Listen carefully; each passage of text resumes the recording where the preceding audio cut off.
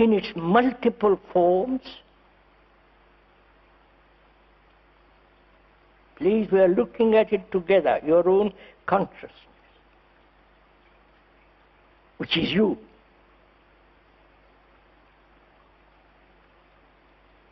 Fear, and with it naturally goes hatred. Where there is fear, there must be violence, aggression, the tremendous urge to succeed, both in the physical world as well as in the psychological world.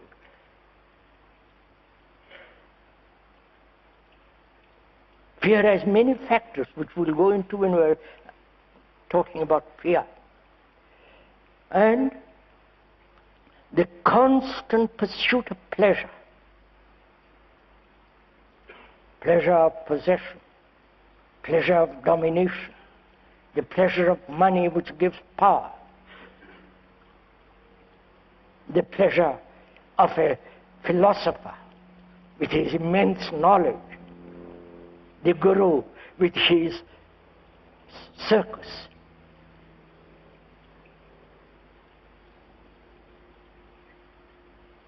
Pleasure again has innumerable forms.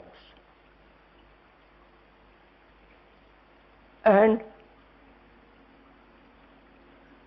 there is then also sorrow, pain, anxiety,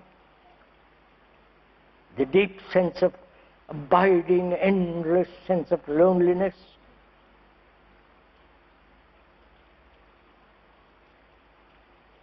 And not only the so-called personal sorrow, but also the enormous sorrow mankind has brought about through wars,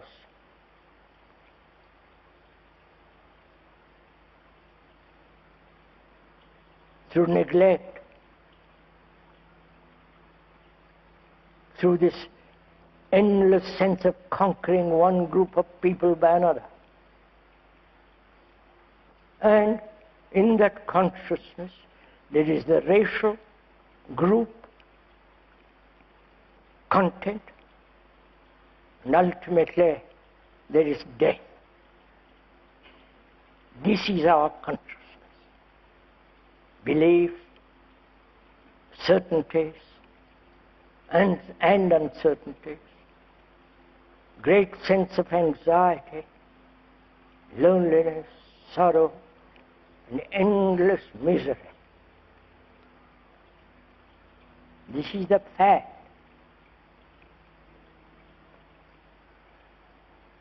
And we say, this consciousness is mine. Is that so?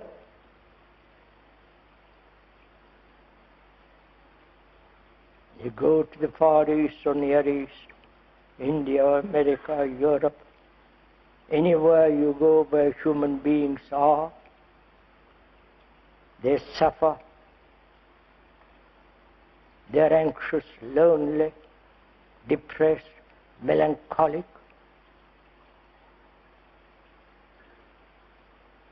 struggling, conflict, same like you, similar like you. So is your consciousness different from the another? I know it's very difficult for people may logically accept this, which is intellectually, verbally says that is so, maybe. But to feel this total human sense of there is no humanity except you. You are the rest of mankind. That requires a great deal of sensitivity, It's not a problem to be solved. You understand? It isn't, I must accept that I'm not an individual, and how am I to feel this a global human entity? Then you made it into a problem, and the brain is ready to solve the problem. Do this, don't do that, go to a guru, all the circus that goes on. But if you really look at it with your mind, with your heart, with your whole being, totally aware of this fact, then you have broken the program. It is naturally broken. But if you say, I will break it, you're again back into the same pattern. I wonder if you understand.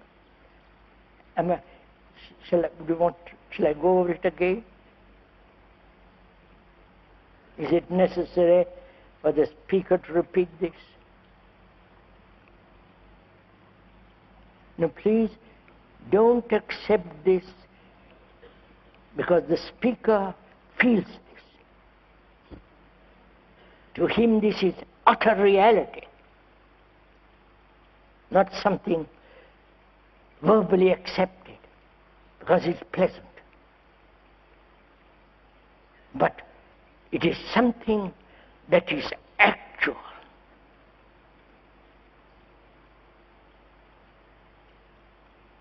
Then, if that is so, which is logically, reasonably, sanely examined, and you see it is so. But the brain, which has been accustomed to this program of the individuality, is going to revolt against it, which you are doing now. Which is, listen, the brain is unwilling to learn. Right? Whereas the computer is willing to learn. Because it's nothing to lose. Here we are frightened of losing something.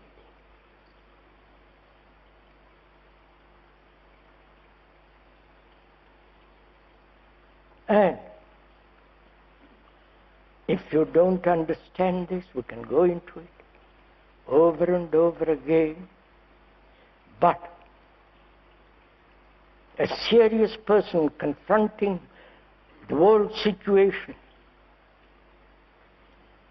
the world catastrophe, the terror, the atom bomb, the endless competition between nations,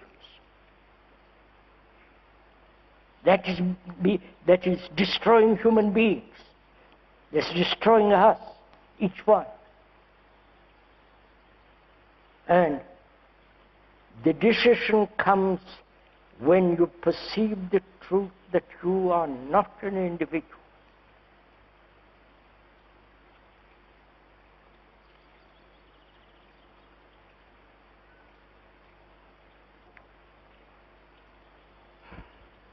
So, can the brain learn? That's the whole point. So we have to go into this question of what is learning. You understand?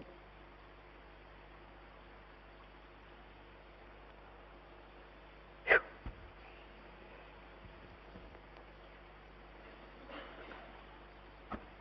I hope I may take off my jersey.